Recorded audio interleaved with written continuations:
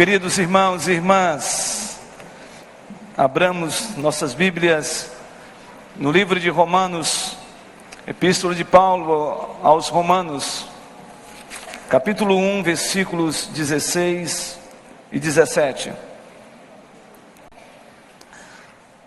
Diz assim a palavra do Senhor. Romanos, capítulo 1, versículos 16 e 17.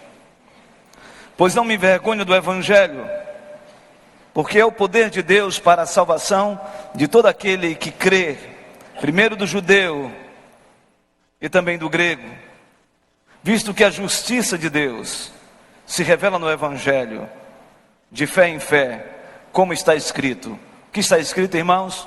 O justo viverá pela fé.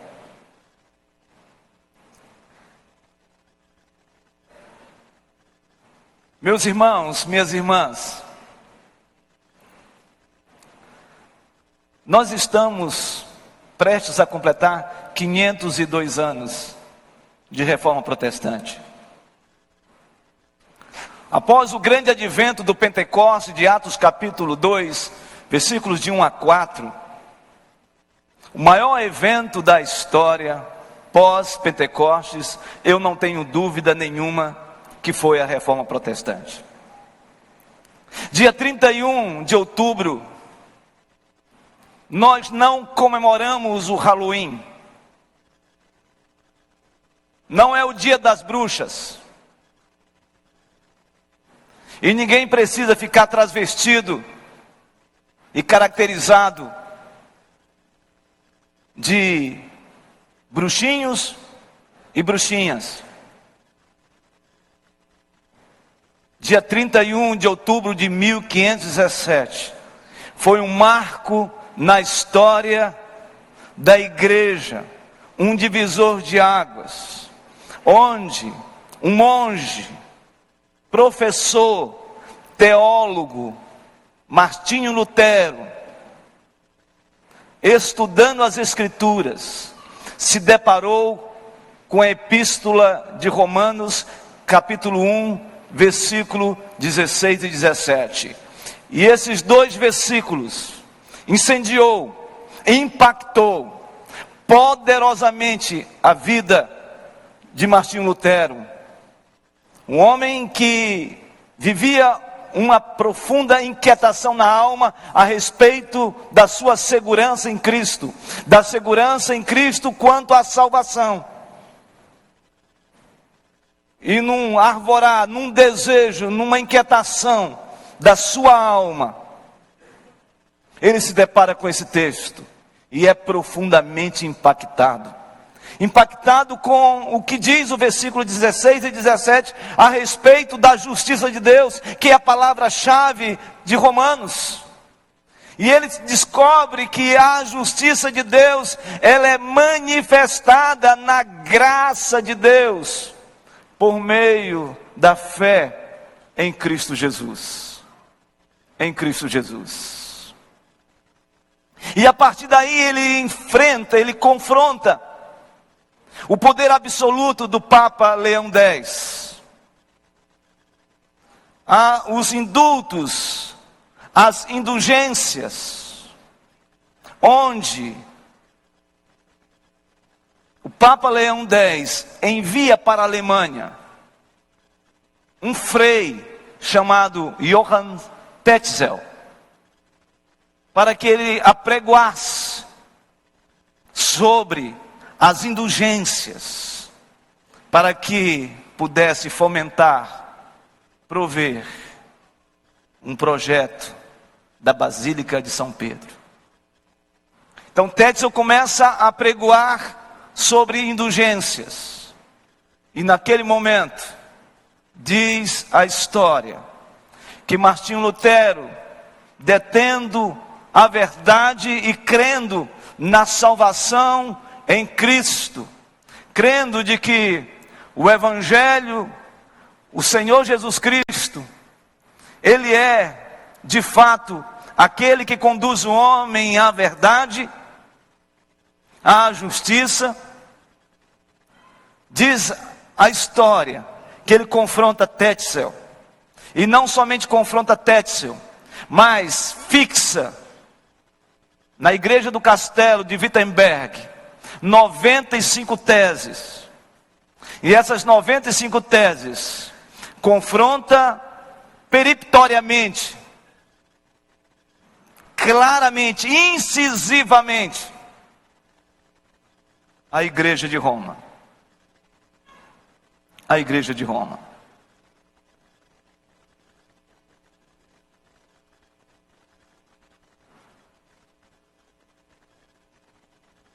Após isso, Deus levanta homens e mulheres para escrever algumas confissões de fé. Após esse advento da reforma, de 31 de outubro de 1517,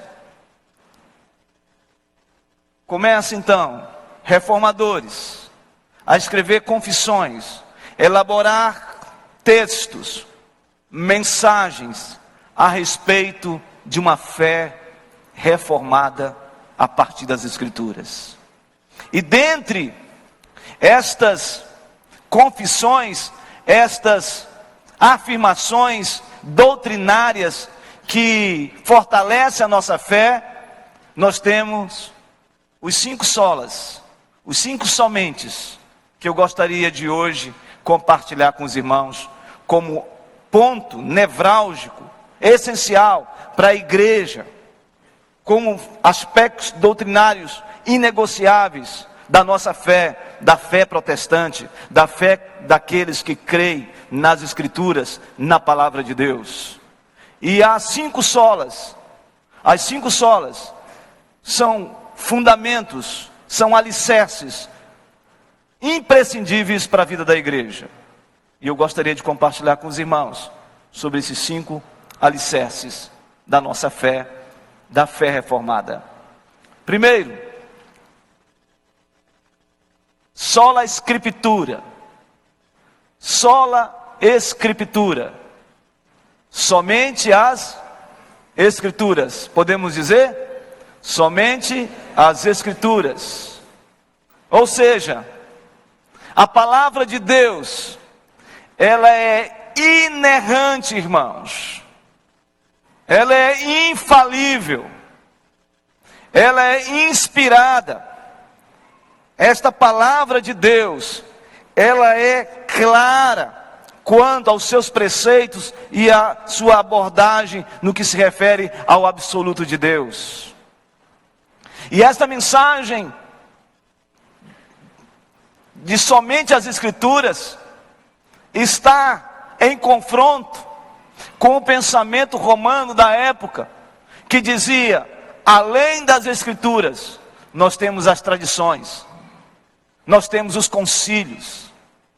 E Deus levanta homens como Martinho Lutero, Deus levanta homens como Calvino, Deus levanta homens como Melancto, Deus levanta homens como Zwinglius, Deus levanta homens como John Knox, que se põem numa perspectiva dizendo não às tradições, não aos concílios. O que nós precisamos é tão somente das Escrituras, da palavra de Deus. Por isso, abra sua Bíblia, 2 Timóteo, capítulo 3, versículo 16.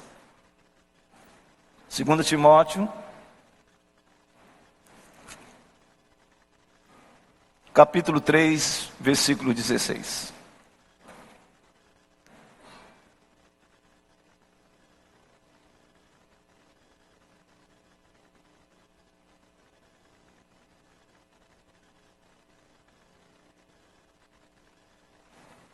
Podemos ler juntos?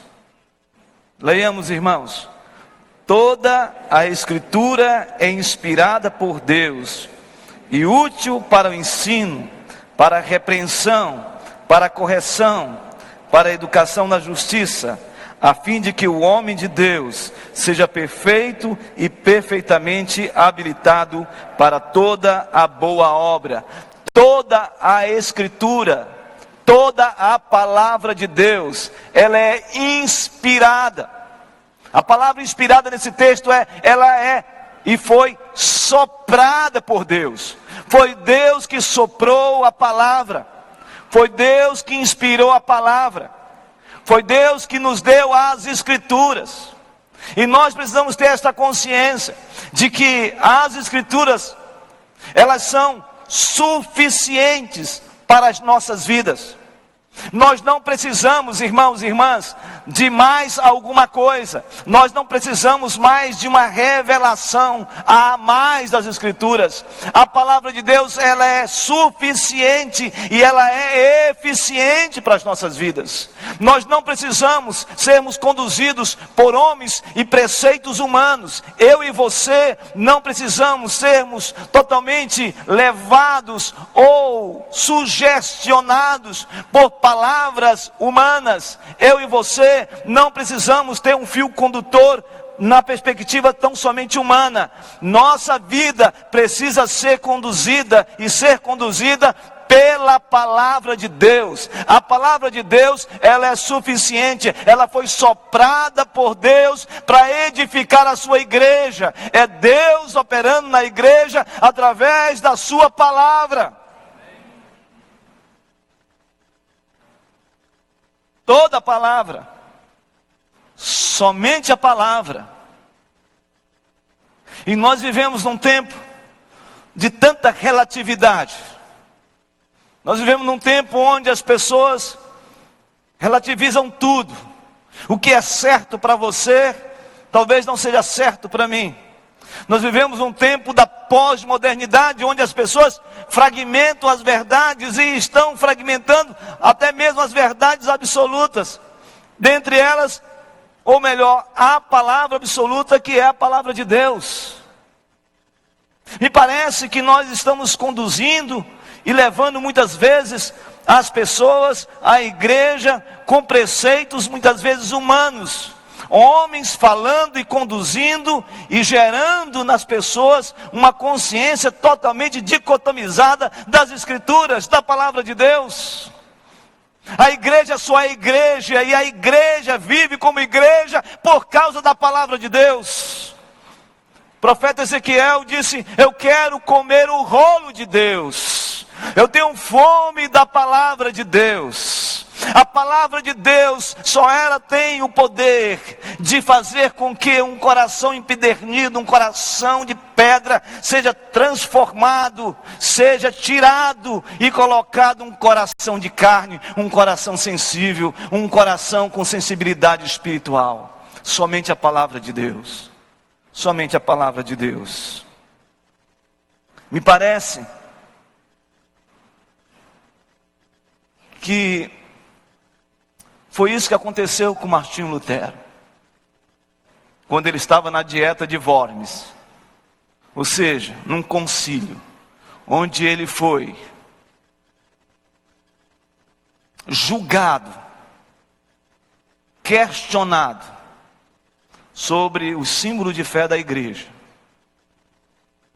dizendo de que além da Bíblia, ele tinha que crer na palavra papal como algo infalível e em todas as bulas definidas pela igreja. E Martinho Lutero disse que não, que ele não iria.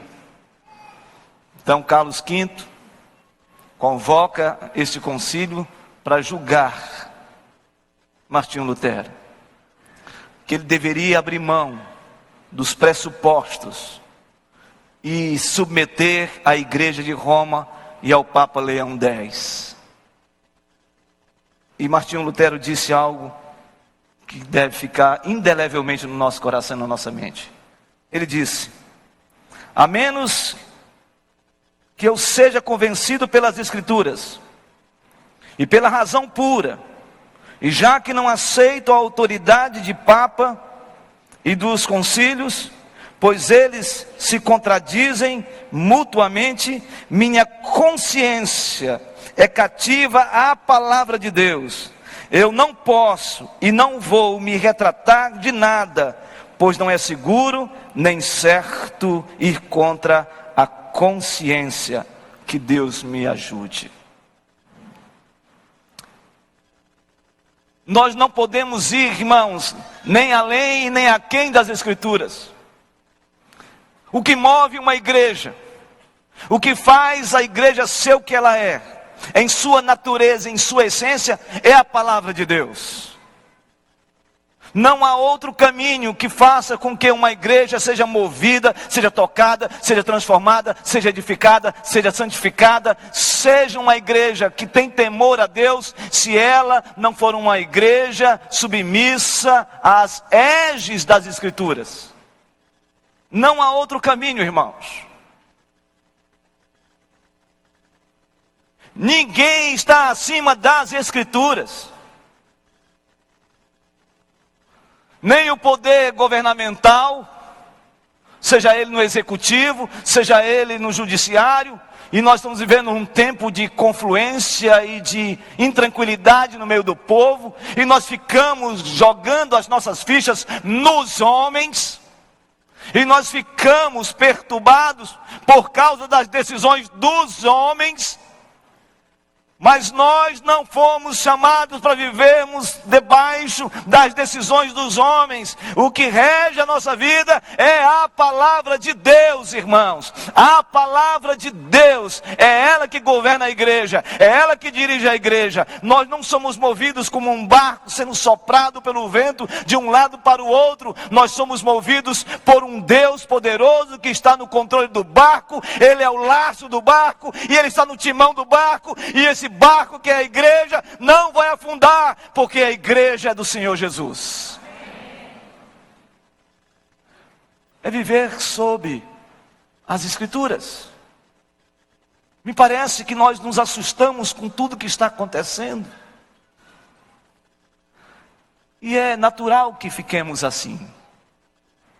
Mas não esqueçamos, irmãos, de que eu e você estamos firmados sobre a rocha.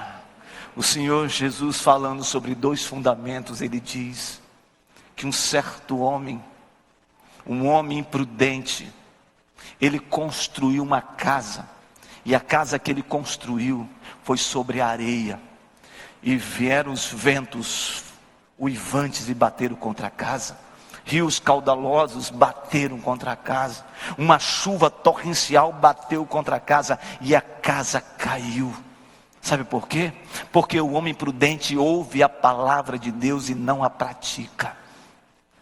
Mas aquele que ouve a palavra de Deus e a pratica é semelhante a um homem ou uma mulher prudente, que construiu a sua casa sobre a rocha, e o vento bateu, e chuva torrencial veio sobre a casa.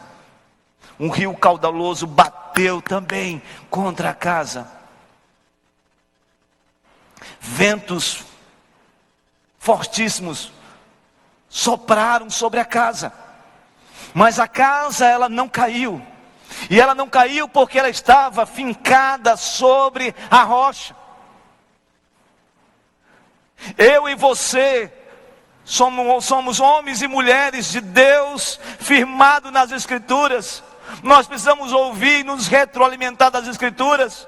E não somente isso, mas firmar o nosso coração nas Escrituras. Porque quando o vento soprar, as intempéries da vida vierem, quando o rio bater na sua casa, quando a chuva torrencial estiver solapando o seu lar, saiba de uma coisa: a sua casa não vai cair, ela não vai ser derrubada, porque a sua casa está firmada sobre a rocha, sobre a palavra, sobre o Logos de Deus, e é Jesus Cristo, irmãos e irmãs. É esse Deus maravilhoso que nós servimos, é esse Deus que nós vivenciamos e experimentamos cada dia, porque esse Deus é o Deus da palavra. Somente as Escrituras. Segundo lugar, sola fide, somente a fé. Somente a fé. Havia no coração da igreja romana a ideia de que fé e obras estavam correlacionadas. Era pelos méritos que nós isso era apregoado, obtínhamos a salvação.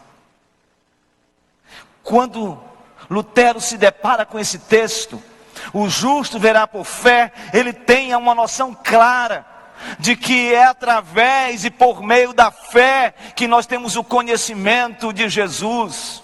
O que ele está dizendo é de que Cristo Jesus, que foi também colocado na cruz do Calvário, no madeiro, toda a ira de Deus estava sendo desferida sobre a humanidade, e Deus, pela sua graça e bondade, enviou o seu Filho Jesus, numa aliança da redenção, porque o homem não conseguiu cumprir o pacto das obras. Então o Senhor envia o seu próprio Filho, e ele vai para o madeiro, e toda maldição é lançada sobre ele, todas as nossas dores é lançado sobre os meus pecados, e os seus pecados são lançados sobre ele. Toda anátema é sobre a vida dele, e a Bíblia diz que essa ira veio sobre ele. Sabe para quê, irmãos? Para aplacar a ira que era para ser desferida contra a minha vida e contra a sua vida. Então ele se fez justiça, ele se fez algoz, melhor, ele se fez a ovelha, o cordeiro sem mácula, por causa de mim e de você. Pela fé, irmãos, essa é a fé salvadora. Essa fé foi imputada na sua vida e na minha vida. Porque é somente a fé, irmãos. As obras não levam ninguém à salvação. Não são atos meritórios que nos levam ao conhecimento de Jesus, dos nossos próprios méritos, mas é pelos méritos, pelo sacrifício de Cristo Jesus na cruz, por causa da minha vida e da sua vida. Há muitas pessoas que caminham numa direção estranha.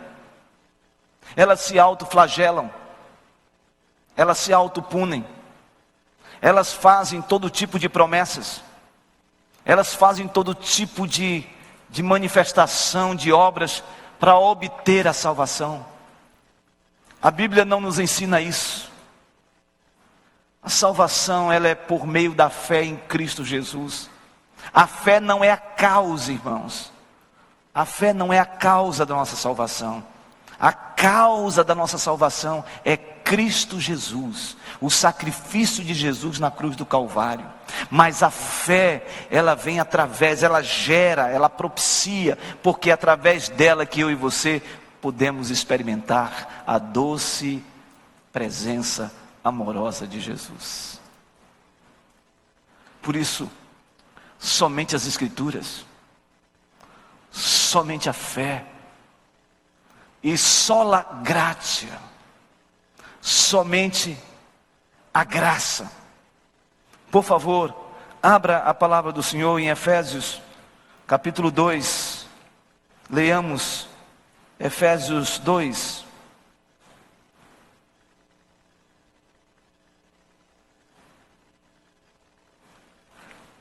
Efésios 2. Podemos ler juntos? Efésios 2. 8 e 9, leiamos, irmãos. Porque pela graça sois mediante e isso não vem de vós, é dom de Deus, não de obras, para que ninguém se glorie. Podemos ler mais uma vez? Porque pela graça sois salvos mediante a fé, isso não vem de vós, é dom de Deus, não de obras, para que ninguém se... Porque pela graça sois salvos. É somente a graça de Deus. Somente a graça de Deus é que nos conduz à salvação. As obras são evidências dessa graça maravilhosa que nos alcançou. Porque eu sou salvo, então eu realizo boas obras. As boas obras são resultados da minha experiência, da sua experiência com o Senhor, com o Salvador da minha vida e da sua vida. E essa graça é um presente de Deus. Essa graça foi que nos alcançou. Essa graça foi que nos constrangeu e nos fez ser quem nós somos, filhos da graça. Pertencemos ao Senhor. Eu e você fomos regenerados através do Espírito de Deus. Eu e você fomos justificados em Cristo Jesus. Eu e você fomos reconciliados em Cristo Jesus. Eu e você temos os nossos nomes escritos no livro da vida pela graça. É graça. E não é graça barata. É preço de sangue. Sangue vertido na cruz. Quando nós estivermos no dia 31 de outubro, quinta-feira, onde as pessoas entram numa inquietação, onde as pessoas ficam todas envolvidas com outros tipos de adoração e de veneração, onde as pessoas vestem seus filhos e suas filhas para que eles andem de bruxinhos e bruxinhas para cima e para baixo. E isto é apequenar a graça de Deus. Isto é aviltar o próprio Deus.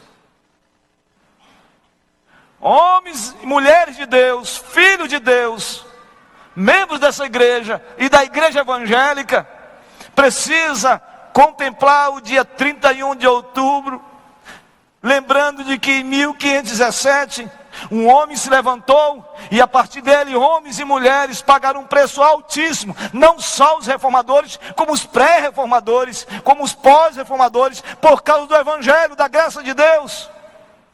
E eu estou convencido de que nós estamos enfrentando uma batalha espiritual, ou melhor, uma luta espiritual fortíssima nesses dias.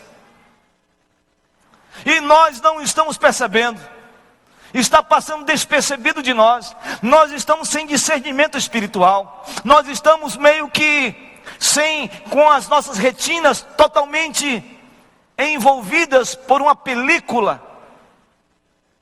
E que nós não estamos vendo o que está acontecendo em Manaus e no Brasil. Há um enfrentamento espiritual notório. Porque tantas pessoas aqui em Manaus estão enfrentando lutas grandiosas? Porque tantos jovens estão se suicidando? Porque tantos índios estão se suicidando? Simplesmente, irmãos, é por causa de um drama emocional? Tudo isso faz parte. Mas eu estou convencido de que há um clima beligerante de forças do mal que tem de alguma maneira envolvido, involucrado as pessoas no nosso Amazonas. Não é possível racionalmente pensar num pai de família, vida estabilizada, família estabilizada, com seus filhos, todos na igreja, com sua esposa, mulher de Deus, queridos do Senhor, e este homem que está ali, daqui a pouco ele é envolvido por um espírito de encantamento, que ele larga a família, larga tudo, por causa de uma aventura, e uma aventura assustadora muitas vezes, que você não compreende.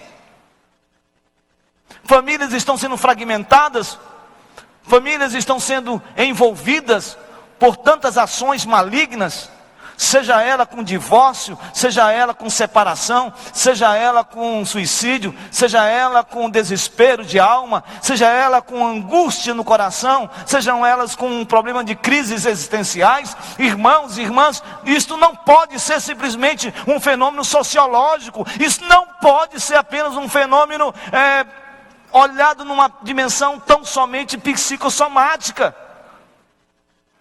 Há alguma coisa acontecendo além disso.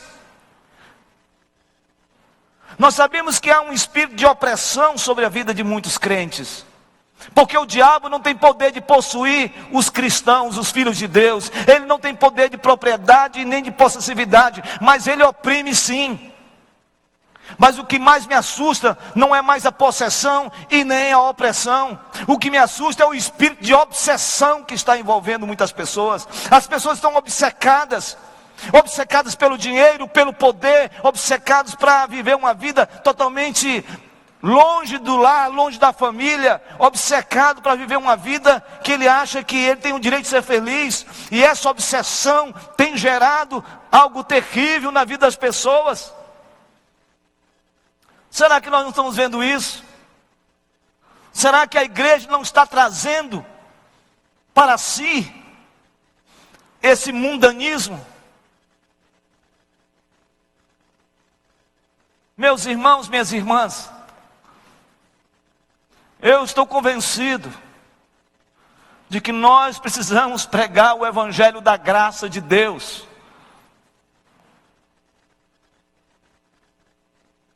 É notório o que está acontecendo.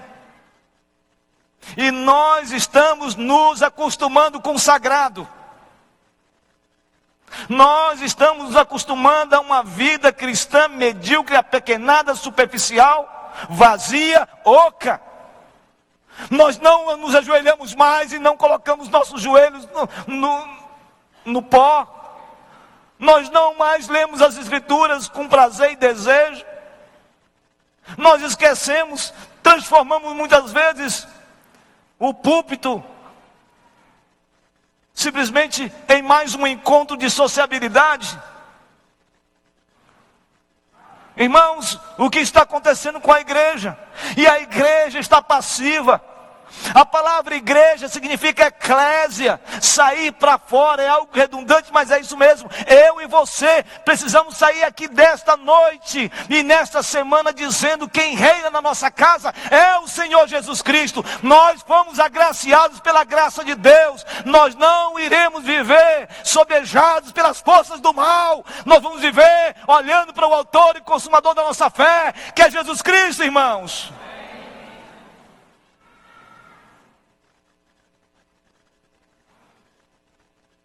Somente a graça.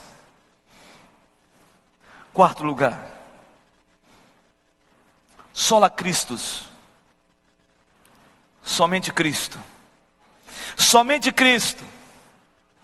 Não há outro mediador entre o céu, a terra e debaixo da terra. Não existe uma medianeira. Não existe um outro mediador. Jesus Cristo é o único mediador. Ele é o único Salvador. Ele é o único Senhor. Ele é o pão da vida. Ele é a videira verdadeira. Ele é o caminho. Ele é a verdade. Ele é a vida. Ele é o Rei dos reis. Ele é o Rei do universo. Ele tem o controle de todas as coisas. Ele é o soberano Senhor. Ele tem o controle nas mãos do inferno e da morte. Nada foge ao seu domínio. Tudo está sob o seu domínio, o seu controle. Ele é o Rei. E a Bíblia diz que todo olho verá e toda língua confessará que o Quírios, que o Senhor Jesus Cristo, de fato, Ele é o Senhor. E essa igreja adora o Senhor Jesus Cristo. Não é o pastor Francisco. Não são os pastores da igreja. A glória não está em nós. A glória não está no homem. Se a glória estiver no homem, nós seremos consumidos. Nossa visão não é antropocêntrica. A nossa visão é cristocêntrica. Jesus é o Senhor da igreja. Ele está na direção da igreja presbiteriana de Manaus. Ele está no controle de todas as coisas. Ninguém pode ter o holofote. Nós somos sim a luz do mundo, no sentido de sermos apenas refletores dessa luz maravilhosa que é Jesus Cristo. É como se o sol, tendo luz própria, estivesse refletindo na lua que não tem luz própria, e refletisse e iluminasse. Assim somos nós. Jesus Cristo, Ele é a justiça, Ele é o sol da justiça, Ele reluz em nós. Por isso eu e você somos luz do mundo, para iluminar esta terra, para iluminar Manaus, para iluminar o Amazonas, para iluminar o Brasil, para iluminar o mundo. E Deus levantou essa igreja para ser uma igreja missionária, reluzente para a glória de Deus. Somente Cristo. Nada mais. Nada mais. que nós venhamos a nos esconder atrás da cruz de Cristo. Da cruz de Cristo. Sabe, irmãos, eu me assusto. Eu me apequeno. Hoje pela manhã, quando eu estava orando, eu fui compungido por um sentimento de que eu não sou absolutamente nada. Que eu não passo do que a Bíblia fala de um trapo de imundícia. Quando eu olho para dentro de mim, eu me assombro. Quando eu olho para os meus pecados, eu entro num estado de horror. Quando eu olho para os esconderijos da minha alma e os fantasmas que me envolvem, eu não sei o que eu faço. Porque eu me sinto o maior pecador da face da terra. E eu estou falando isso não como frase de efeito. É assim que eu me sinto. É assim que eu me sinto. Eu quero contar uma experiência. Experiência vivida, e tão somente vivida. E eu compartilhei isso com os pastores. Uma experiência de você estar dentro de um quarto. E você, de maneira perceptível, vê claramente a figura de um demônio entrando no seu quarto. E eu fui completamente involucrado por aquela força. E aquela força dizia: vou matar você, vou destruir sua vida. 2 horas eu passei clamando a Deus. Clamando, transpirava, orava, e aquilo era muito perceptível, muito factível, algo que você percebia. Eu orei, até desfalecer. Aquela nuvem escura é dissipada do meu quarto. Quando foi no outro dia, eu levantei, assustado e preocupado. E ali eu descobri que eu precisava de uma vida mais santa, uma vida de mais oração, uma vida de mais sensibilidade espiritual, uma vida de mais devoção. Você já foi assombrado no turno da noite?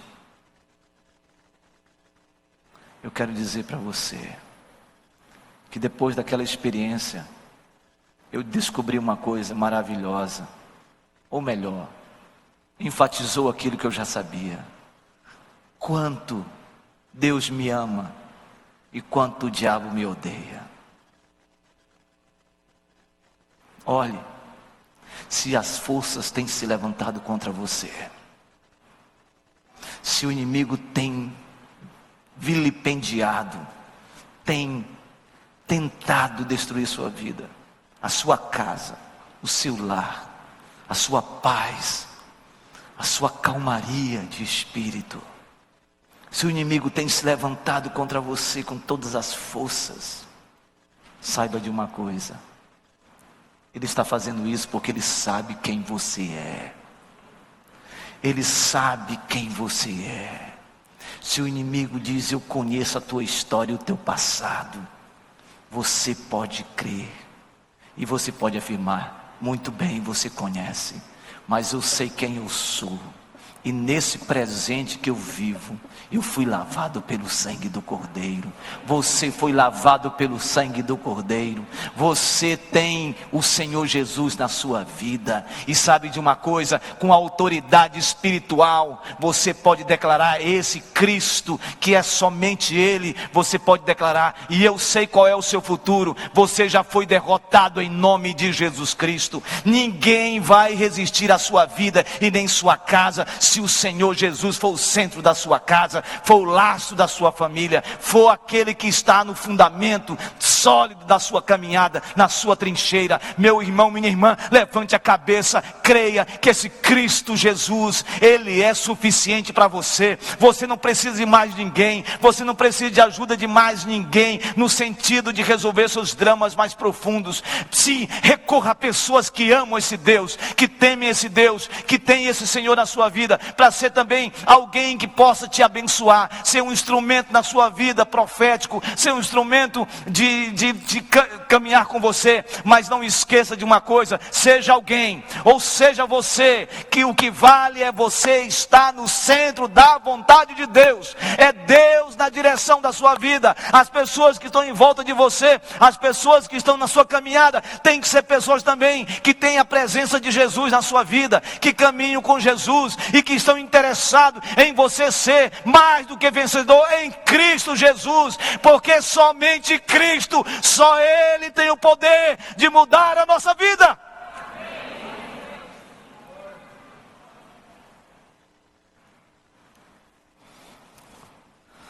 Só lhe deu glória, somente a Deus toda a glória.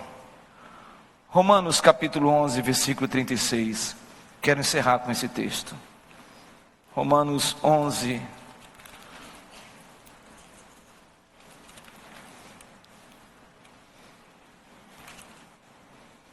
(33 a 36). Vamos ficar de pé e vamos ler esse texto. A glória é de Deus, somente a Deus a glória, somente a Deus toda a glória. E nós que estaremos comemorando quinta-feira 502 anos de reforma protestante, possamos dizer o que está escrito aqui. Vamos ler juntos? Ó profundidade da riqueza, tanto da sabedoria como do conhecimento de Deus. Mais uma vez, todos juntos. Ó profundidade da riqueza, tanto da sabedoria como do conhecimento de Deus. Quão insondáveis são os seus juízos, e quão inescrutáveis os seus caminhos. Quem, pois, conheceu a mente do Senhor? Ou quem foi o seu conselheiro?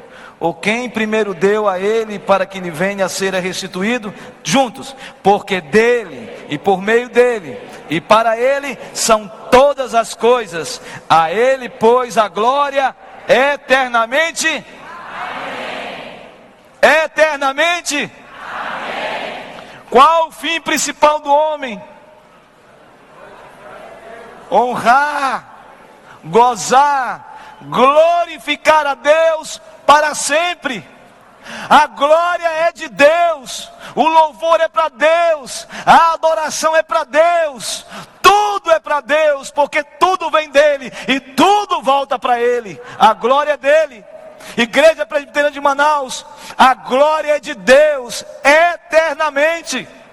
Eternamente. Você foi feito para adorar a Deus, você foi feito para celebrar a Deus, você foi feito para manifestar, para exalar, para propagar, anunciar a glória de Deus. Podemos dar as mãos? Nós vamos cantar um cântico de dá a mão. Se alguém não der a mão para você, você pega na orelha, você pega na blusa. Mas nós vamos cantar mais uma vez Castelo Forte. Eu falei 1820 é só uma brincadeira, viu, irmãos? Tá? Vamos cantar novamente Castelo Forte. E aí eu quero ouvir os irmãos cantarem. E se o irmão que está do seu lado não cantar, você diz: cante, porque senão você vai cantar na frente com o pastor Francisco. 5 solas. Somente as Escrituras, somente a fé, somente a graça, somente Cristo, somente a Deus toda a glória. Podemos falar juntos agora? Todos juntos, vamos lá? Somente as Escrituras, somente a Somente Cristo. Somente. Mais alto agora. Irmãos, forte. Tem irmãos fazendo assim. Qual é? Qual é? Vamos lá? 1, 2, 3. Somente as Escrituras. Somente a graça. Somente a Cristo. Somente a Deus toda a glória. Agora nós vamos cantar.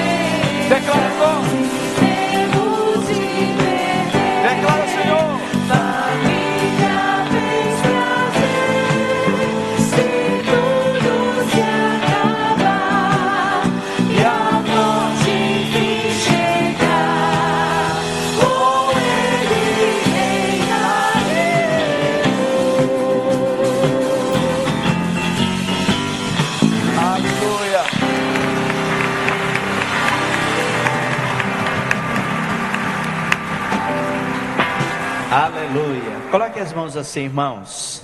Queridos, que o Senhor Deus vos abençoe e vos guarde. Que o Senhor faça resplandecer o seu rosto sobre vocês, irmãos, e tenha misericórdia de vocês. Que o Senhor sobre os amados levante o seu rosto e vos dê a paz. E que a graça do Senhor Jesus Cristo, o amor de Deus, o nosso Pai, as consolações, as virtudes e o poder do Espírito Santo sejam abundantes sobre suas vidas, irmãos, e sobre a igreja do Senhor, espalhada, militante por toda a face da terra, agora e para sempre.